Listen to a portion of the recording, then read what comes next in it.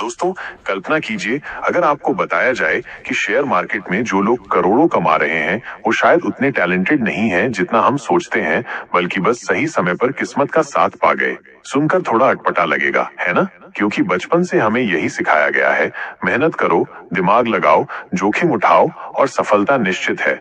लेकिन नसीम निकोलस तालिब की किताब फूल्ड बाय रैंडमनेस एक ऐसा आईना दिखाती है जो हमारे इस विश्वास को हिला देता है। ये किताब बताती है कि मार्केट, पैसा और सफलता, ये सब जितने प्रेडिक्टेबल, अनुमानित दिखते हैं, असल में उतने ही रैंडम, यादृच्छिक हैं। और यही मार्केट का वो सच है जिसे आज तक लाखों लोग समझ नहीं पाए। जब कोई व्यक्ति 5 साल में अपने पैसे दोगुने कर लेता है तो हम फौरन सोचने लगते हैं, वाह, ये तो जीनियस है। पर क्या हमने कभी सोचा है कि शायद इसके पीछे कोई शानदार रणनीति नहीं थी, बस उसकी किस्मत काम कर रही थी? और हमारी सबसे बड़ी भूल यही होती है, हम उस इंसान की रणनीति को आंख मूंद कर फॉलो करने लगते हैं। हम रैंडमनेस को काबिलियत मान बैठते हैं और संयोग को सोची समझी योजना समझ लेते हैं। इस चर्चा में हम उस अदृश्य ताकत को पहचानेंगे जो मार्केट के हर उतार चढ़ाव में चुपचाप शामिल होती है, रैंडमनेस। यह आपके सोचने के तरीके को बदल देगी, आप कैसे मार्केट को देखते हैं, दूसरों की सफलता को समझते हैं और खुद के फैसलों को आंकते हैं। एक बार अगर आप इस सच्चाई को जान गए तो न सिर्फ मार्केट को बेहतर समझ पाएंगे, बल्कि जीवन के कई भ्रम भी खुद ब खुद टूट जाएंगे। तो चलिए जानते हैं मार्केट के असली सच को। चैप्टर 1, रैंडमनेस का परिचय। फूल बाय रैंडमनेस की शुरुआत एक बहुत ही सरल पर गहरे एहसास से होती है। हम इंसान अक्सर ऐसे फैसले लेते हैं जो हमें सही लगते हैं, पर वे दरअसल महज संयोग या किसी रैंडम घटना का नतीजा होते हैं। किताब का पहला अध्याय इसी भ्रम पर रोशनी डालता है। हम अपने आसपास की हर चीज में एक अर्थ ढूंढने की कोशिश करते हैं, भले ही वहां कोई अर्थ हो ही न। नसीम तालिब इस अध्याय में हमें एक काल्पनिक पात्र, नीरो ट्यूलिप के जरिए समझाते हैं। नीरो एक ट्रेडर है जो मार्केट की अनिश्चितता को बखूबी समझता है, पर वो दूसरों से अलग है क्योंकि वो जानता है कि जो लोग अपनी शॉर्ट टर्म सक्सेस पर घमंड करते हैं वे अक्सर रैंडमनेस के जाल में फंसे होते हैं। नीरो के अनुभव से तालिब हमें दिखाते हैं कि हम सब जाने अनजाने अपनी सफलताओं और असफलताओं को समझने में गलतियां करते हैं। जब कोई ट्रेडर लगातार 5 साल मुनाफा कमाता है तो समाज उसे होशियार मानता है और वो खुद भी यही सोचने लगता है। पर सच ये भी हो सकता है कि वो बस उस समूह का हिस्सा था जिसे सही समय पर सही जगह होने का फायदा मिल गया। हम सिर्फ सफल लोगों की कहानियां सुनते हैं, पर जो हजारों ट्रेडर्स हर साल नाकाम होते हैं उनकी कहानी कोई नहीं जानता। हम सिर्फ विनर्स को देखते हैं और मान लेते हैं कि उनकी सफलता का कोई गहरा कारण होगा, जबकि शायद वे खुद भी नहीं जानते कि कैसे जीते। यही तालिब का पहला बड़ा वार है। हम रैंडमनेस को समझने में पूरी तरह नाकाम हैं क्योंकि हमारा दिमाग हर चीज में पैटर्न, कारण और तर्क ढूंढता है। लेकिन मार्केट में अक्सर कोई तर्क नहीं होता, माइनस बस संयोग होता है, सही समय होता है। जब हम इस रैंडमनेस को नहीं पहचान पाते तो खुद को बड़ा विशेषज्ञ मान बैठते हैं और यहीं से अहंकार, अति आत्मविश्वास और भविष्य के नुकसान की शुरुआत होती है। तालिब ये भी बताते हैं कि रैंडमनेस सिर्फ मार्केट तक सीमित नहीं, हमारी जिंदगी के हर पहलू में, करियर, रिश्ते, सेहत, कहीं न कहीं किस्मत या संयोग का हाथ छुपा होता है। पर हम अपनी उपलब्धियों का सारा श्रेय खुद को देते हैं और जब कुछ गलत हो जाए तो दोष दूसरों या किस्मत पर डाल देते हैं। अब सोचिए, अगर आपकी जिंदगी के कुछ सबसे बड़े फैसले जैसे नौकरी चुनना, शादी करना या कोई बड़ा निवेश, इनमें रैंडमनेस का हाथ था, तो क्या आप उन्हें उसी नजर से देखेंगे जैसे आज तक देखते आए हैं? अब एक सवाल जो आपकी सोच को हिला सकता है, क्या आप वाकई अपने सफल निर्णयों को समझते हैं या वे सिर्फ कुछ भाग्यशाली गलतियां थीं जिन्हें आपने अपनी समझदारी मान लिया? चैप्टर 2, अति आत्मविश्वास का जाल। फूल बाय रैंडमनेस का दूसरा अध्याय हमारी सोच के एक और भ्रम को उजागर करता है, वो भ्रम जो हमें बेवजह खुद पर भरोसा दिलाता है। इस अध्याय में नसीम तालिब हमें इंसान के मनोविज्ञान और मार्केट के व्यवहार के एक ऐसे धोखे से परिचित कराते हैं जिसे हम रोज जीते हैं पर पहचान नहीं पाते। जब हम बार बार किसी चीज में सफल होते हैं, जैसे कोई ट्रेड सही निकल जाए या कोई फैसला सही साबित हो, तो हमारा आत्मविश्वास बढ़ता है। यह स्वाभाविक है, लेकिन कब ये आत्मविश्वास अति आत्मविश्वास, ओवर कॉन्फिडेंस बन जाता है, हमें पता ही नहीं चलता। तालिब बताते हैं कि जब हमें लगातार सकारात्मक परिणाम मिलते हैं तो हम मान बैठते हैं कि हमारे पास हालात को समझने की कोई खास क्षमता है और यही रैंडमनेस फिर अपना जाल बुनती है। इस अध्याय में तालिब सांख्यिकीय भ्रांतियों, स्टैटिस्टिकल फैलेसीज की बात करते हैं, यानी जो संख्यात्मक या तार्किक अनुमान हम लगाते हैं वे कितने अधूरे और भ्रामक हो सकते हैं। हम अक्सर कुछ सफल उदाहरण देखकर मान लेते हैं कि पूरी दुनिया वैसी ही है। जैसे अगर आपने 3 बार शेयर में मुनाफा कमाया तो आप सोचते हैं कि आपकी रणनीति काम कर रही है। पर असल में वे तीनों बार शायद सिर्फ अच्छे भाग्य का नतीजा थे। और अगर आप इसे एक पैटर्न मानकर चलते हैं तो अगली बार वही रणनीति आपको बड़ा नुकसान दे सकती है। हमारे सोचने का तरीका काफी हद तक पक्षपातपूर्ण, बायस्ड होता है। हम पुष्टि पूर्वाग्रह, कॉन्फर्मेशन बायस के शिकार होते हैं, यानी हम जो मानते हैं उसी को सही साबित करने वाले सबूत ढूंढते हैं। हम अपने नुकसान को बैड लक कह देते हैं और अपने फायदों को अपनी हुनर का कमाल मान लेते हैं। इस मनोवैज्ञानिक जाल से निकलना आसान नहीं, क्योंकि ये हमारे अहंकार को सहलाता है, और कौन अपना अहंकार छोड़ना चाहता है। तालिब ये भी बताते हैं कि रैंडमनेस सिर्फ हमारी सफलताओं को गलत रूप में नहीं दिखाती, बल्कि वो हमें असफलता से भी गलत सबक सिखा सकती है। कोई व्यक्ति जिसने सब कुछ सही किया फिर भी नाकाम हो गया, वो खुद को दोषी मान सकता है, जबकि असल में वो सिर्फ एक रैंडम आउटकम का शिकार था। दूसरी ओर, जिसने लापरवाह और बेवकूफी भरे फैसले लिए फिर भी जीत गया, वो खुद को जीनियस समझ सकता है। यही वो भ्रम है जो मार्केट और जीवन दोनों में बार बार आता है। हम परिणाम देखकर प्रक्रिया को आंकते हैं, जबकि हमें प्रक्रिया देखनी चाहिए, यानी क्या फैसला उस समय की जानकारी और तर्क पर आधारित था, न कि उसका परिणाम क्या आया। अब जरा सोचिए, अगर हम हर अच्छी चीज को अपनी समझदारी और हर बुरी चीज को किस्मत का खेल मानते रहेंगे, तो क्या हम कभी सचमुच खुद में सुधार कर पाएंगे? अब सवाल ये उठता है, अगर आपके ज्यादातर सफल निर्णय असल में अच्छी प्लानिंग नहीं बल्कि महज गुड लक का नतीजा हो, तो क्या आप अपनी क्षमताओं को वैसे ही देख पाएंगे जैसे अब तक देखते आए हैं? चैप्टर 3, जो बच गए सिर्फ उन्हें हमने देखा। फूल बाय रैंडमनेस का तीसरा अध्याय हमें एक और गंभीर भूल से रूबरू कराता है, सर्वाइवरशिप बायस। सर्वाइवरशिप बायस, इसका मतलब है हम सिर्फ जीतने वालों को देखते हैं और हारने वालों को भूल जाते हैं। ये एक ऐसा मानसिक भ्रम है जो न केवल हमारी सोच को गलत दिशा में ले जाता है, बल्कि हमारे फैसलों को भी कमजोर बना देता है, खासकर जब बात मार्केट, निवेश या करियर जैसे अहम मामलों की हो। इस अध्याय में नसीम तालिब ये समझाने की कोशिश करते हैं कि हम जिन लोगों को सफल मानते हैं वे दरअसल बचे हुए लोग हैं। बाकी जो लोग उन्हीं रास्तों पर चले पर नाकाम हो गए, उनका कोई जिक्र नहीं होता। इसलिए हम एक अधूरी तस्वीर देख रहे होते हैं और उसी से पूरे सिस्टम का अंदाजा लगाने की गलती कर बैठते हैं। कल्पना कीजिए, आप किसी ऐसे निवेशक की कहानी पढ़ते हैं जिसने 10 साल में 100 गुना रिटर्न कमाया। आप उससे प्रेरित होते हैं और उसकी रणनीति अपनाने लगते हैं। पर क्या आपने कभी सोचा कि उसी दौर में हजारों ऐसे लोग थे जिन्होंने वही रणनीति अपनाई पर अपना सब कुछ गवा दिया? उनकी कहानी न तो किताबों में आती है, न वे इंटरव्यू में बुलाए जाते हैं। यहीं से हमारी सोच का असली धोखा शुरू होता है। हम सफल लोगों के फैसलों, सोच और आदतों की बड़ाई करते हैं, ये मानते हुए कि यही आदतें उन्हें सफल बनाती हैं। पर हम भूल जाते हैं कि उनके जैसे हजारों लोगों ने वही किया पर वे असफल रहे। तो क्या वाकई सफलता का कोई तय फॉर्मूला है, या हम बस एक भ्रम के पीछे भाग रहे हैं? तालिब एक दिलचस्प उदाहरण देते हैं। सोचिए, 1 लाख बंदर टाइपराइटर पर बिना सोचे समझे टाइप कर रहे हैं। अगर उनमें से एक बंदर शेक्सपियर का पूरा नाटक टाइप कर देता है, तो क्या आप उसे जीनियस कहेंगे? शायद नहीं। लेकिन जब हम स्टॉक मार्केट में किसी ऐसे निवेशक को देखते हैं जिसने लगातार शानदार रिटर्न दिए, तो हम उसे जीनियस मान लेते हैं, जबकि हो सकता है वो भी बस वही भाग्यशाली बंदर हो। तालिब हमें समझाते हैं कि अगर हम सिर्फ जीतने वालों का अध्ययन करेंगे तो हम वही गलतियां दोहराते रहेंगे जो हारने वालों ने की थी, बस हमें उनका डेटा नहीं मिलता। इसीलिए हमें अपने विश्लेषण और प्रेरणा के स्रोतों को व्यापक और संतुलित बनाना होगा। किसी की सफलता देखने से पहले ये पूछना जरूरी है, कितने लोग थे जिन्होंने ऐसा करने की कोशिश में ठोकर खाई और आज उनका नाम तक कोई नहीं जानता? और सबसे जरूरी बात, क्या हम अपनी जिंदगी में भी ऐसे ही फैसले ले रहे हैं? क्या हम भी उन्हीं लोगों को अपना आदर्श बना रहे हैं जो बस किसी तरह बच गए और उन हजारों लोगों को नजरअंदाज कर रहे हैं जो गिर गए? अब सवाल उठता है, अगर आपको बताया जाए कि आप जिससे प्रेरित हो रहे हैं उसकी सफलता में रणनीति से ज्यादा किस्मत का हाथ था, तो क्या आप उसी रास्ते पर चलना चाहेंगे, या अब आप नए तरीके से सोचना शुरू करेंगे? चैप्टर 4, कहानियों का भ्रम। फूल बाय रैंडमनेस का चौथा अध्याय एक ऐसी इंसानी कमजोरी पर प्रकाश डालता है जिसे हम महसूस तो करते हैं पर शायद ही पहचान पाते हैं। Narrative fallacy. नैरेटिव फैलेसी यानी कहानियों में छिपे झूठे तर्कों पर आसानी से भरोसा कर लेना। नसीम तालिब इस अध्याय में बताते हैं कि इंसान का दिमाग अराजकता, कियोस या रैंडमनेस को बर्दाश्त नहीं कर सकता।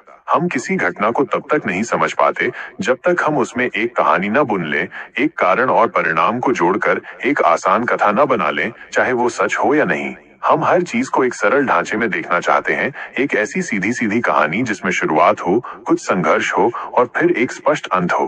लेकिन जिंदगी और खासकर फाइनेंशियल मार्केट कभी इस तरह नहीं चलती।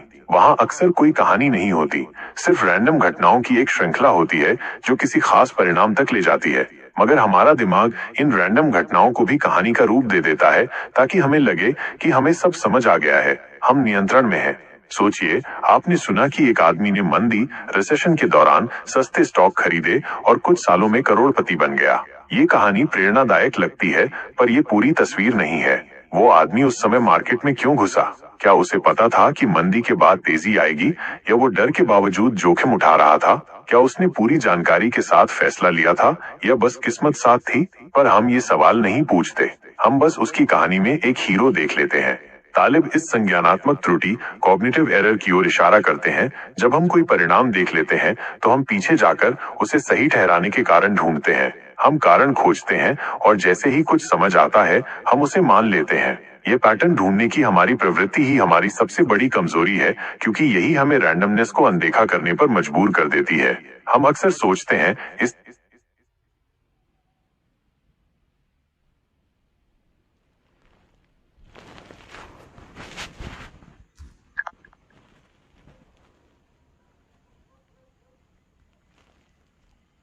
इसने ये किया इसलिए इसे ये मिला, पर सच्चाई ये है कि कई बार ये सब कुछ बिना किसी कारण के भी हो सकता है। और अगर हम ये बात नहीं समझते तो हम अधूरी कहानियों से प्रभावित होते हैं और उन्हीं के आधार पर अपने जीवन के फैसले लेने लगते हैं। यह अध्याय हमें ये भी सिखाता है कि कहानियां जितनी सरल और तार्किक लगें, वे उतनी ही खतरनाक हो सकती हैं, क्योंकि जितनी आसान कहानी उतना कम संदेह और उतनी ही ज्यादा अंधानुकरण। मार्केट के मामले में तो ये और भी खतरनाक है, जहां एक गलत कहानी आपको बड़ा नुकसान करवा सकती है। तो जब भी आप कोई प्रेरक या रणनीतिक कहानी सुने, ये जरूर सोचें, क्या इसमें कुछ छूट रहा है? क्या ये सिर्फ परिणाम देखने के बाद बनाई गई एक अच्छी लगने वाली कहानी तो नहीं? अब एक सवाल जो आपको गहराई से सोचने पर मजबूर कर देगा, क्या आप भी अपनी जिंदगी में घटी घटनाओं को जबरदस्ती कहानी का रूप देकर खुद को समझाने की कोशिश कर रहे हैं, जबकि वे महज कुछ रैंडम मोड़ों का खेल हो सकती हैं? चैप्टर 5, हमें नहीं पता कि हम कितना नहीं जानते। फूल बाय रैंडमनेस का 5वां अध्याय एक दिलचस्प पर गंभीर सवाल उठाता है, क्या हम सच में जानते हैं कि हम कितना नहीं जानते?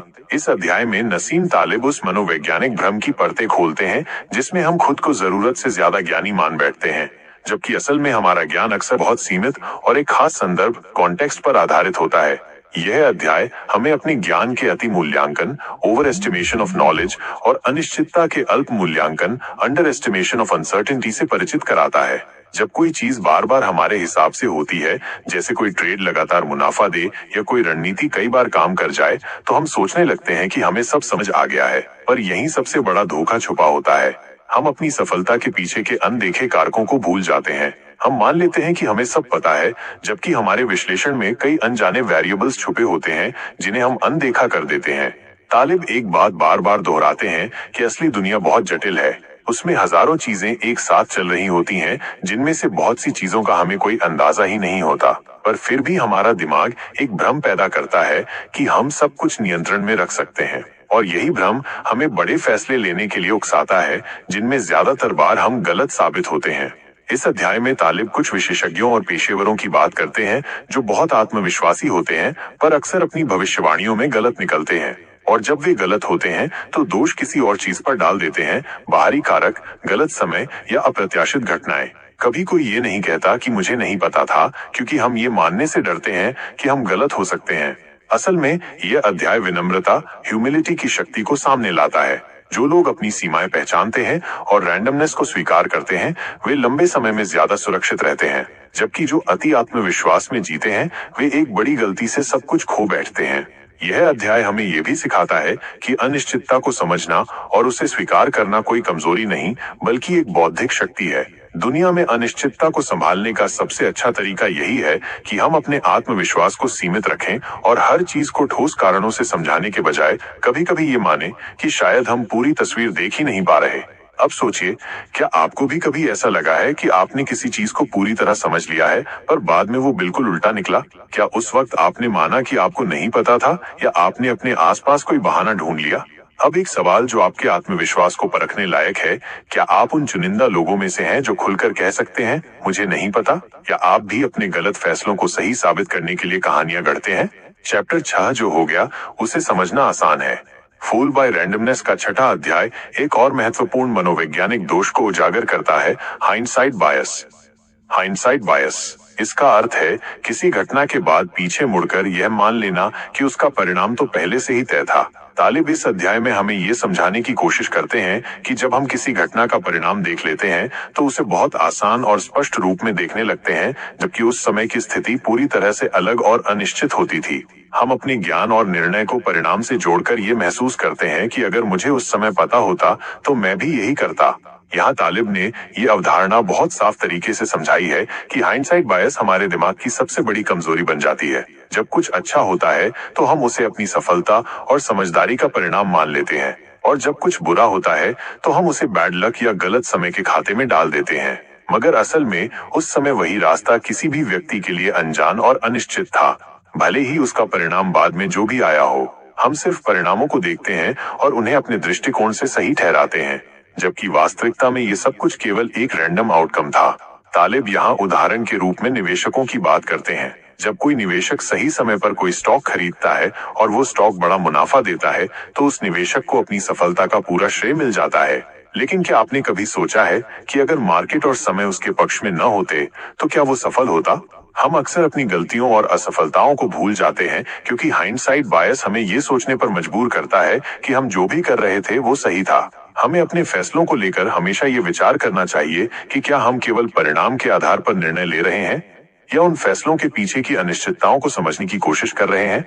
जब हम हाइंडसाइट बायस के शिकार होते हैं तो हम अपने पास मौजूद असली ज्ञान और विवेक को नजरअंदाज कर देते हैं और हम सिर्फ परिणामों से प्रभावित होते हैं। तालिब का कहना है कि ये पूर्वाग्रह बियस हमें सही तरीके से सीखने से रोकता है और हमें ये सोचने में गुमराह करता है कि हमारे पास पूरी जानकारी थी, जबकि असल में हम उस समय में जितना सोचते हैं उतना जानते नहीं थे। ये हमें अपने निर्णय को ज्यादा आंकने पर मजबूर करता है, जबकि असल में हम उस समय की अनिश्चितताओं से पूरी तरह अनजान थे। अब यह सवाल उठता है कि क्या हम किसी भी निर्णय को भविष्य के संदर्भ में देखने के बजाय केवल परिणाम से आंककर उससे सही या गलत होने का निष्कर्ष निकाल रहे हैं? क्या हम अपनी असफलताओं और गलतियों से सही सबक लेते हैं या केवल सफलताओं से ही सीखने की कोशिश करते हैं, जो अंततः हाइंडसाइट बायस की ओर ले जाती है? अब सवाल ये है, क्या आप अपने पिछले फैसलों और उनके परिणामों को सिर्फ हाइंडसाइट बायस से देख रहे हैं और इसीलिए उन्हें सही ठहराने की कोशिश कर रहे हैं, या आप सच में समझते हैं कि उस समय आपके पास सीमित जानकारी थी और रैंडमनेस का भी हाथ था? चैप्टर 7, रैंडमनेस को स्वीकारना। फूल बाय रैंडमनेस का 7वां और अंतिम अध्याय हमारे सोचने, समझने और निर्णय लेने के तरीके को गहराई से चुनौती देता है। ये अध्याय सिर्फ किताब का अंत नहीं, बल्कि एक ऐसी शुरुआत का संकेत है जहां हम खुद से, अपनी सोच से और इस दुनिया को देखने के नजरिए से ईमानदारी से सामना करते हैं। इस अध्याय में नसीम तालिब हमें एक बड़ा एहसास कराते हैं कि हम में से ज्यादातर लोग रैंडमनेस को पहचान ही नहीं पाते, और जब वो हमारे सामने आती है तो हम उसे या तो अनदेखा कर देते हैं या उसके लिए गलत स्पष्टीकरण ढूंढते हैं। हम उस इंसानी कमजोरी से ग्रस्त हैं जहां हम हर चीज में पैटर्न तलाशते हैं, जहां हम सफलता के पीछे कुछ ठोस कारण चाहते हैं और जहां हमें यकीन होता है कि जो हुआ वो किसी की योजना या समझदारी का नतीजा था। लेकिन सच ये है कि इस दुनिया में बहुत कुछ बिना किसी स्पष्ट कारण के होता है। कई बार अच्छी चीजें बुरे लोगों के साथ हो जाती हैं और बुरी चीजें अच्छे लोगों के साथ। कई बार कड़ी मेहनत का फल नहीं मिलता और कभी कभी किस्मत बिना मेहनत के भी सब कुछ दे देती है। लेकिन ये सोच हमें असहज करती है, इसलिए हम अपनी कहानियों में रैंडमनेस के लिए जगह नहीं छोड़ते। हम उसे बाहर कर देते हैं ताकि हमारी दुनिया थोड़ी अनुमानित, प्रिडिक्टेबल और आरामदायक लगे। तालिब इस अध्याय में यही समझाना चाहते हैं कि सच्चा ज्ञान वो नहीं है जो सब कुछ समझा दे, बल्कि वो है जो ये स्वीकार ले कि बहुत कुछ समझाया नहीं जा सकता। वे कहते हैं कि हमें अपने जीवन में रैंडमनेस के लिए जगह बनानी होगी, उसे समझना होगा और उससे डरने के बजाय उसे स्वीकारना होगा। क्योंकि जब हम रैंडमनेस को समझने लगते हैं तब हम ज्यादा विनम्र बनते हैं, ज्यादा तर्कसंगत, रैशनल बनते हैं और सबसे जरूरी बात, ज्यादा सच के करीब पहुंचते हैं। अब सवाल उठता है कि इस किताब से हमें क्या सीखना चाहिए? सिर्फ ये कि दुनिया अप्रत्याशित, अनप्रेडिक्टेबल है? नहीं, असली सीख ये है कि अगर हम खुद को सचमुच बेहतर बनाना चाहते हैं, भावनात्मक रूप से, बौद्धिक रूप से और पेशेवर रूप से, तो हमें अपनी सोच की कमियों को पहचानना होगा। हमें अपनी ही मान्यताओं पर संदेह करना सीखना होगा। हमें उन कहानियों पर सवाल उठाना होगा जो हमें आसान जवाब देती हैं, और सबसे बढ़कर हमें ये मानना होगा कि हम सब किसी न किसी रैंडमनेस से ही आकार पाए हैं और आगे भी पाते रहेंगे। अब अगर आप इस किताब के बारे में सिर्फ पढ़कर आगे बढ़ जाते हैं तो शायद आपने इसका असली मतलब नहीं पकड़ा। लेकिन अगर आप इसके बाद खुद के हर बड़े फैसले से पहले ये सोचने लगते हैं कि कहीं मैं किसी भ्रम का शिकार तो नहीं हो रहा, तो यकीन मानिए आपने इस किताब का असली फायदा उठा लिया। और अब कुछ सुझाव जो आपकी सोच को नई दिशा दे सकते हैं। अपने हर फैसले के पीछे की मान्यताओं पर सवाल उठाइए। अगर कोई चीज बहुत अच्छी लग रही है तो उसमें किस्मत का कितना हाथ हो सकता है, ये जरूर पूछिए। अगर कोई बहुत सफल है तो उसके जैसा बनने से पहले ये जरूर सोचिए क्या उसकी सफलता दोहराई जा सकती है या वो बस एक सांख्यिकीय दुर्घटना, स्टैटिस्टिकल एक्सीडेंट था। अपनी असफलताओं को पूरी ईमानदारी से देखिए, दोष देने के बजाय उनसे सीखिए। और सबसे जरूरी, अपनी जानकारी पर कभी घमंड मत कीजिए, क्योंकि हो सकता है आपने अब तक बस एक भाग्यशाली दौर, लकी स्ट्रीक देखा हो। और अंत में एक बात याद रखिए, जो इंसान रैंडमनेस को समझ लेता है वो न सिर्फ मार्केट को बल्कि जिंदगी को भी ज्यादा बेहतर समझने लगता है। अब सोचिए, क्या आप अब भी ये मानते हैं कि आपकी सफलता सिर्फ आपकी समझदारी और मेहनत का नतीजा है, या अब आपको इसमें किस्मत की परछाई भी दिखने लगी है?